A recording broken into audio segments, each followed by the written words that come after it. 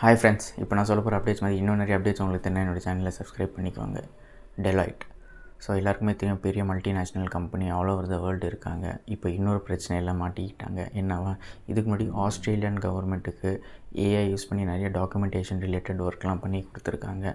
அதில் நிறையா சரியான ஹியூமன் ரிவ்யூ இல்லாதனால நிறையா ஃபேக் எரர்ஸ் இருந்திருக்கு அப்படின்னு சொல்லி நிறைய அமௌண்ட்டை வர ரிட்டர்ன் பண்ண சொல்லியிருந்தாங்க. அப்படி இருக்கிறப்போ அதே சேம் இஷ்யூவில் இப்போது கேனடா கவர்மெண்ட்டுக்கிட்டேயும் நடந்திருக்கு. ஸோ கேனடாக்குமே சில டாக்குமெண்டேஷன் ஒர்க்கு ஏஐ யூஸ் பண்ணினால என்ன இருக்குன்னா, லாட்ஸ் ஆஃப் ஏஐ எரர்ஸ். ஓகேவா?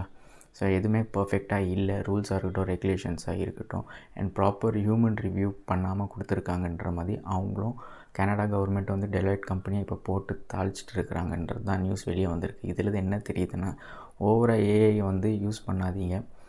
தேவைப்படுறதுக்கு யூஸ் பண்ணுங்கள். உங்கள் ப்ரொடக்டிவிட்டி இன்க்ரீஸ் பண்ணுறதுக்கு அப்படின்றதுக்கு மட்டும் யூஸ் பண்ணுங்கள். ஓகேங்களா? ஸோ என்ன தான் வந்தாலும் ஏஐ ஃபுல்லெல்லாம் எனக்கு தெரிஞ்சு ரீப்ளேஸ் பண்ணுறது ரொம்ப கஷ்டம் தான் நான் சொல்லுவேன். ஒரு சில ஜாப்ஸ்க்கு ரிஸ்க் இருக்குது, கரெக்டு.